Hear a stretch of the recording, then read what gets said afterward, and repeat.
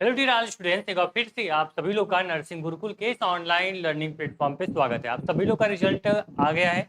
उम्मीद करेंगे जितने बच्चे स्टूडेंट्स होंगे सबका रिजल्ट अच्छा होगा।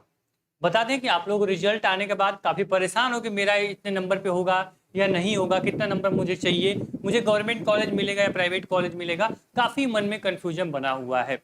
लेकिन ये सोचो कि तुरंत मुझे सारी जानकारी एक बार में मिल जाए तो पॉसिबल नहीं है। आप लोग 10 जगह जाओगे और 10 तरह की चीज़ें, 10 तरह की किताब, 10 तरह की आपकी यहाँ पे बातें आपको देखने को सुनने को मिलेंगी।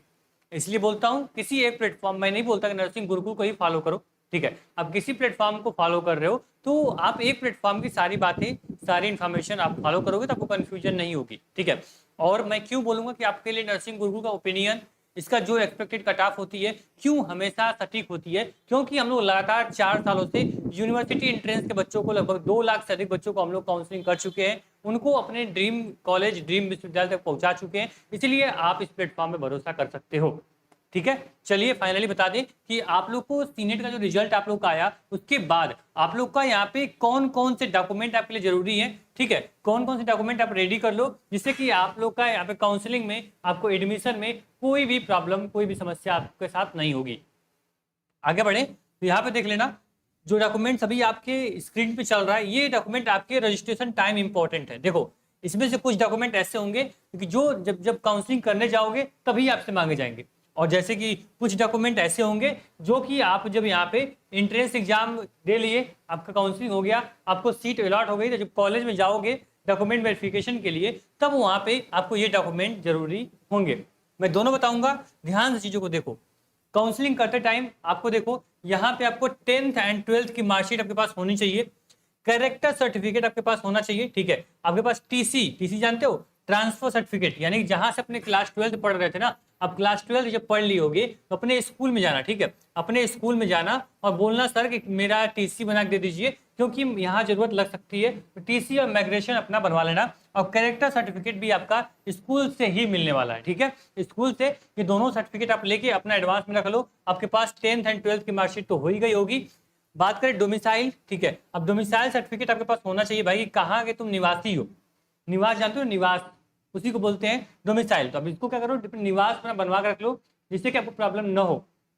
इसके बाद category certificate, category certificate means अगर आप ईडब्ल्यूएस के हो, EWS certificate, SC ST OBC के हो तो अपना कैटेगरी नया सर्टिफिकेट बनवा के रख लो, ठीक है। उसके बाद आपका पीएच एनसीसी या फिर एफएफ कोटा आपके पास हो, या फिर अगर आप फिजिकल हैंडीकैप्ड हो उसका डॉक्यूमेंट आपके पास होना चाहिए। अगर एनसीसी या फिर स्पोर्ट कोई भी कोटा आपका है, जो भी वेटेज लेना है आपको, उसका सर्टिफिकेट आपके पास क्या होना चाहिए, आपके पास रहना चाहिए।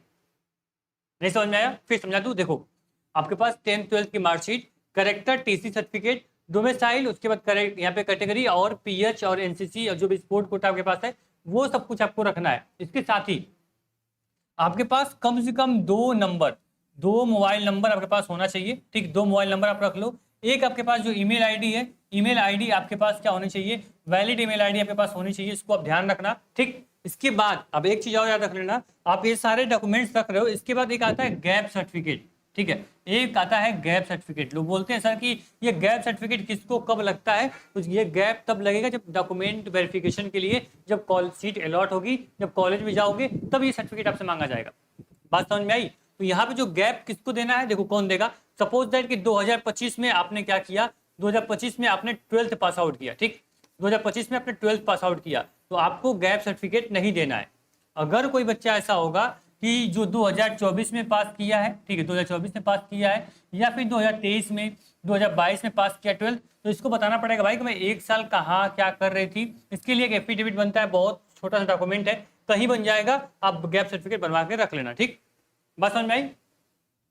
तो ये डॉक्यूमेंट आपको लगने वाले हैं। साथ ही में अगर काउंसलिंग कराओगे तो आप सभी लोगों को पता है कि 500 रुपीज आपको क्या लगने वाली है, सबसे इंपॉर्टेंट आपकी रजिस्ट्रेशन फीस लगने वाली है।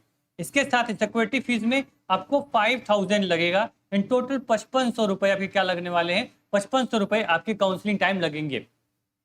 अब ये 5500 बच्चे वही देंगे, ऐसा नहीं किसी का 10 नंबर आ गया तो वो क्या करेगा, वो 5500 देके काउंसलिंग करवा लेगा, नहीं भाई।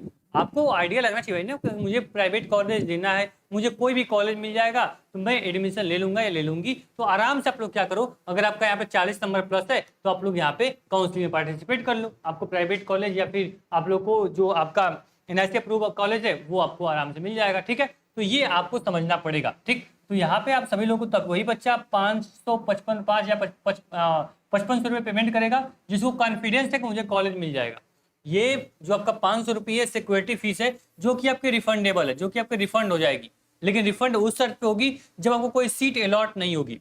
बात समझ में आई? अगर आपको प्राइवेट कॉलेज मिल गया, अगर सोचोगे कि भाई मुझे नहीं लेना है, तो ये 5000 आप क्या होगा, बर्बाद हो जाएगा आपका। ठीक, अगर सीट अलॉट हो गई तो किसी भी कीमत पे आपको वहाँ एडमिशन लेना ही होगा, डॉक्यूमेंट वेरिफिकेशन करवाना ही पड़ेगा, तभी ये 500 रुपये आपके क्या होंगे, फीस में माइनस हो जाएंगे।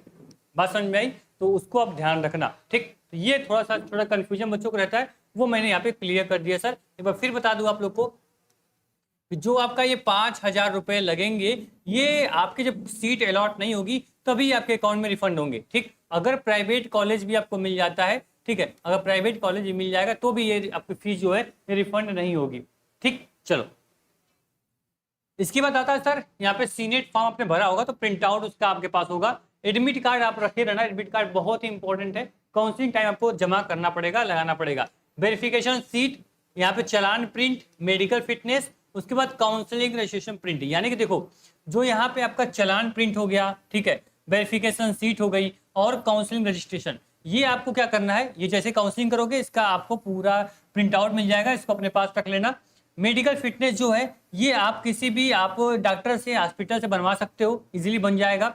जो आपका चालान प्रिंट है, वेरिफिकेशन सीट है, ये जब आपकी सीट अलॉट हो जाएगी ना तो आपको सीट वेरिफिकेशन के लिए एक आपको डॉक्यूमेंट दिया जाएगा, एक आपको लेटर मिल जाएगा ऑनलाइन ही के साथ, जो हमने यहाँ पे 50,000 जो भी फीस हमारी है, फीस हमने क्या की है, पेमेंट की है, तो जो उसकी फीस रिसिप्ट होगी वो चालान होगी, तो वो आपको मिल जाएगा। और वेरिफिकेशन सीट यानी मुझे सीट किस कॉलेज में मिली है, उस कॉलेज का जो सीट अलॉट होगी उसका आप स्लिप लेके रखे रहोगे, जो कि डॉक्यूमेंट आप जब यहाँ पे जाओगे वहाँ पे वेरिफिकेशन के लिए, डॉक्यूमेंट वेरिफिकेशन के लिए कॉलेज पे, तब ये डॉक्यूमेंट आपके लिए इंपॉर्टेंट होंगे।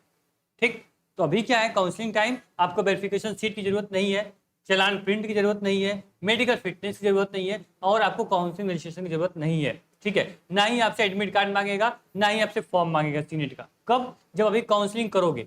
ठीक, काउंसलिंग किसको करना है, क्या मेरा एडमिशन होगा या नहीं होगा, उसके लिए मैं अभी डिटेल वीडियो बनाऊंगा।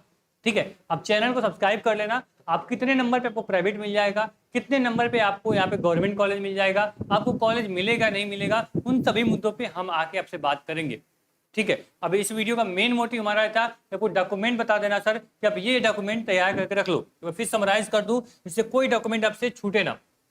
मैं क्या बोला, आपके पास मोबाइल नंबर हो, ईमेल आईडी हो, आपके पास 10th 12th की मार्कशीट हो, कैरेक्टर सर्टिफिकेट, टीसी, डोमिसाइल, आपको कैटेगरी सर्टिफिकेट और पीएच यानी फिजिकल हैंडीकैप्ड, एनसीसी और स्पोर्ट कोटा अगर आपके पास होना चाहिए। साथ ही में आपको 500 रुपये प्लस 5000 रुपीज आपके पास होना चाहिए काउंसलिंग कराने के लिए। अगर पैसा ही नहीं होगा और क्या करोगे, आप ये सब डॉक्यूमेंट लेके रखे रहोगे तो कोई फायदा इससे आपका होने वाला नहीं है। बात समझ में आई? जब आपका सीट अलॉट हो जाएगा तब जाके आपको जो फीस होगी कॉलेज की वो ऑनलाइन ही सबमिट हो जाएगी, आपको एक स्लिप मिल जाएगी। उस स्लिप को लेके आप जाओगे कॉलेज पे, दिखाओगे सर देखिए आपके कॉलेज में मेरा नाम शुभम है, मुझे यहाँ पे सीट अलॉट हो गई है, ये मेरे जो डॉक्यूमेंट है ये डॉक्यूमेंट मैं लेकर आई हूँ, मेरा जल्दी से यहाँ पे आईडी कार्ड इशू कर दीजिए, मैं आपका यहाँ पे परमानेंट स्टूडेंट बन जाऊंगा। बात समझ में आई?